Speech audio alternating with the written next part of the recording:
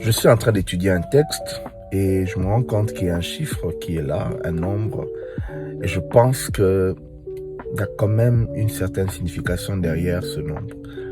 Que faire? Il arrive de lire les textes bibliques et nous voyons que l'auteur nous pointe vers un nombre précis et généralement on a tendance à copier-coller ce qu'on a entendu, ce qu'on a lu quelque part sur Internet, un article où on dit 2 c'est le chiffre de tel, 3 c'est le chiffre de tel.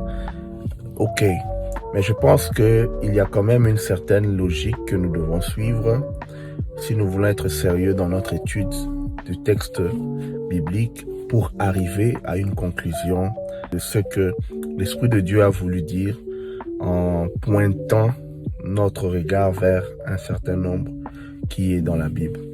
J'aimerais aussi dire que ce n'est pas dans chaque texte biblique qu'il y a une symbolique derrière un nombre. Ça aussi c'est un problème parce que on voit des prédicateurs qui ne manquent pas de sauter sur cette occasion à chaque fois. Dans un texte, il y a un nombre qui est présent, on cherche à le manipuler, le texte, pour qu'il y ait une certaine signification, une certaine herméneutique derrière ce nombre. Et ça, je pense que ce n'est pas un bon comportement. Nous devons l'éviter. Alors, j'aimerais vous donner un exemple concret sur ce que moi je fais personnellement quand je fais une étude. Et je trouve que dans ce texte, la compréhension du nombre qui est indiqué est essentielle pour l'herméneutique du texte. Je suis dans Matthieu chapitre 1, le verset 17, après avoir décrit la généalogie de Jésus. Matthieu va conclure pour dire ceci: il y a donc en tout 14 générations depuis Abraham jusqu'à David, 14 générations depuis David jusqu'à la déportation de Babylone, et 14 générations depuis la déportation de Babylone jusqu'au Christ. Matthieu s'adresse aux Juifs qui ont la maîtrise de l'Ancien Testament. Ils connaissent la Torah, ils connaissent les prophètes, ils connaissent les écrits. Pourquoi Matthieu va faire une telle conclusion? Et il nous dit qu'il y a 14 fois, 3 fois dans cette généalogie qui va d'Abraham jusqu'à Jésus. Et lorsque nous faisons un peu d'arithmétique, 14 plus 14 plus 14, cela nous ramène à 42. Et c'est intéressant maintenant de rentrer dans l'Ancien Testament et de voir où est-ce que ce nombre apparaît.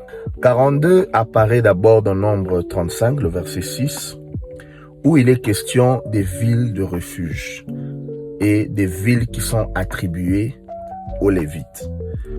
On voit là Moïse opérer cette distinction parmi les villes des Lévites lorsqu'il dit: parmi les villes que vous donnerez aux Lévites, il y aura 6 villes de refuge où pourra s'enfuir le meurtrier et 42 autres villes.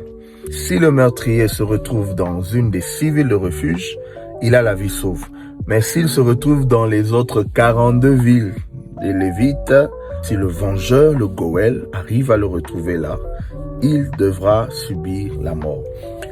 42 se retrouve également dans l'histoire célèbre du prophète Élisée, dans 2 Rois chapitre 2, le verset 24.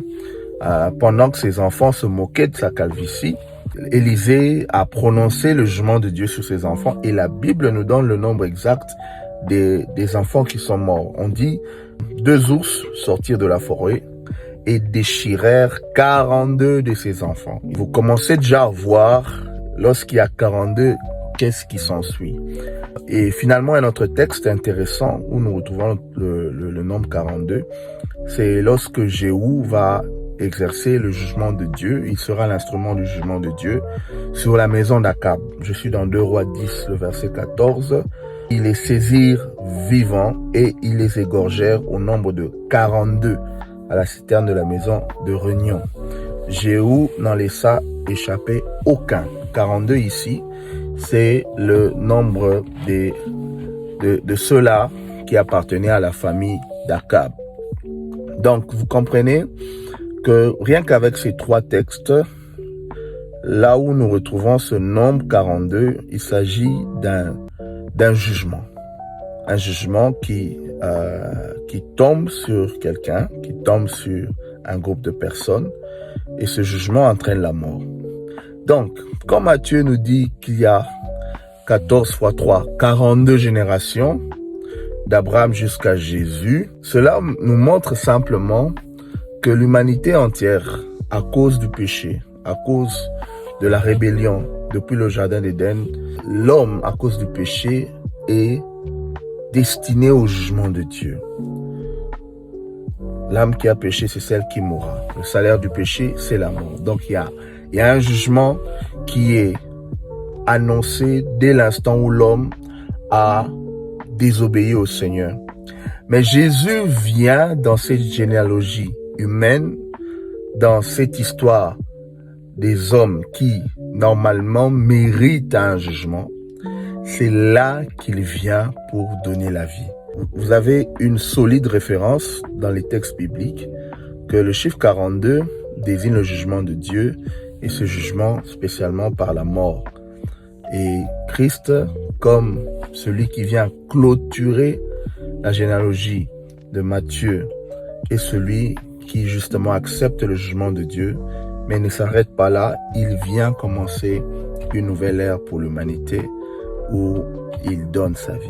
Comme il a dit, je suis venu pour que mes brebis aient la vie et qu'elle l'ait en abondance. Que Dieu vous bénisse. Excellent week-end.